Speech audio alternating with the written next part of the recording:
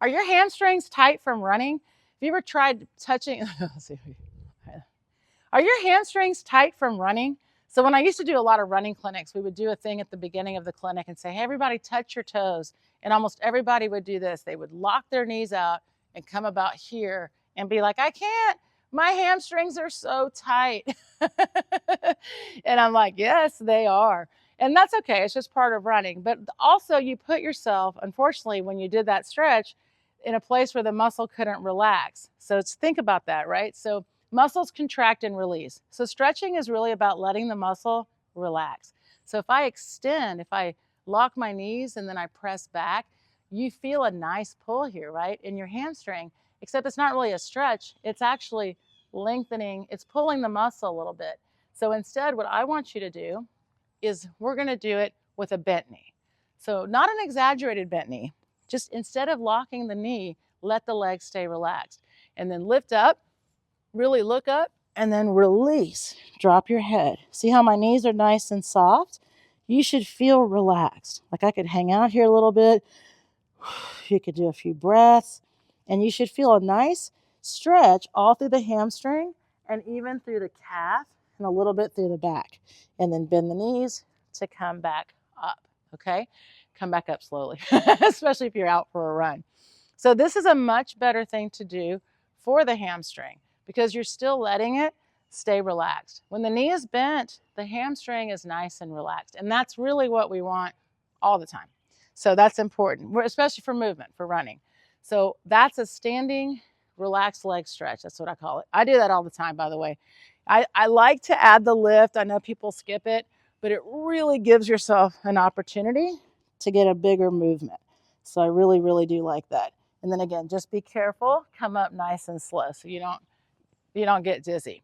Okay, so that is a standing. I will show you one laying down at the very end, but I want to show you in the middle that what you also want to make sure is that you're pulling using the right movement of the hamstring so that you make sure during your run you're not overloading the hamstring. So a lot of times when people are running, especially if you're following us at RunRx and we teach pulling, I say it, I want you to hear it. When you run, you only have to break contact with the ground. And as soon as that foot has come off the ground, the hamstring finishes the pull. In place and in practice, you have to do the pull. But you also have to know the way the muscle works that way. So this is important because if my foot is behind me, it's like a 30-pound weight on my hamstring. 30 pounds? No weight. So what does that feel like? So put your knees side by side, kick your foot back. Now feel that. See how that hamstring is loaded. So we don't want to load the hamstring, especially not while we're trying to carry our body weight down the road. We want to unload, unweigh. So I want you to feel that when you pull and your foot stays under you, the hamstring, feel that it's relaxed here and it's relaxed. See how it stays relaxed during the pull because this is a natural response of the hamstring instead of an active contraction. An active contraction is a contraction that you activate. You pull or you kick. See, you did that. You're activating, you're controlling the muscle. If you allow the muscle to work on its own, it's a reaction. So when you run, as your body's traveling, my body's going to travel. As soon as this foot pulls, I let it go. You see my hamstring does the rest of the work without any effort. There's no effort.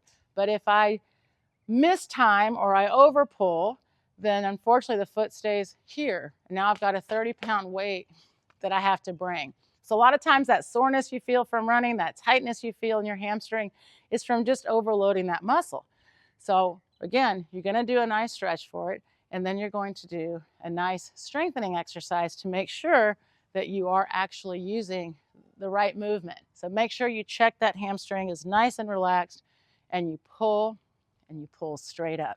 We have a ton of videos on pulling, but you really want to make sure that you're using the hamstring correctly.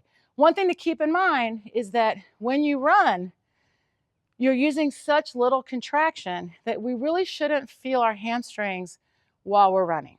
And that's important. So if I'm feeling hamstring while I run, it's probably loaded.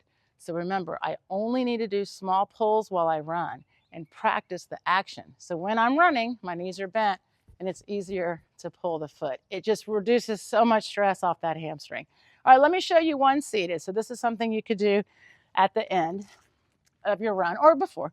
So one of the things that we like to do, like I said, is the stretch the hamstring. So back in the day, we used to do the sit and reach test, and that would really tell people if their hamstrings were tight, except what we found is that actually their lower back was usually a bigger limiter than the hamstring. So it's interesting how kind of fitness has evolved. So what I find works, this is a really great way to warm up for the stretch, even if you already went running, because I have this in the warm-up, by the way. This is also part of the Run RX warm-up. But I want you to just do a toe touch.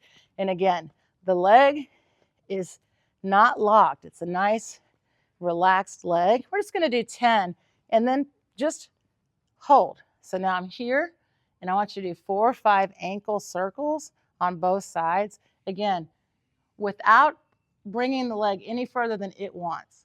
Just a nice, relaxed, and what happens is you can bring the leg in further as you get more and more comfortable. So like now it feels good to bring it in even further. So again, 4 or 5 ankle circles, and as you're doing that, you can gently bring the leg towards you, but just don't force it. You know, if you really allow the leg to relax, and you're kind of communicating with yourself, like, just relax, I'm not going to make you do more than you need. Seems kind of silly, but it actually is true, because you'll feel it. Like, can I bring it a little further? Sure. If it's not bothering you, hang out a little bit with it. And then at the end, bring both hands under and just do both ankles again. Hands behind you to sit up. So now you've done a nice mix. You've got a standing stretch, you've got one to lay down. And what happens again, like I said, work on the pulling action, because over time, your hamstring will work less during your run, so it actually will relax more all the time. Hope this helps. Let me know. I love the comments and questions. Thank you so much for listening and watching and subscribing. I'm trying to get everyone to run pain-free, so please share if you can. And like I said, please comment, ask questions, and have a great run. Thank you.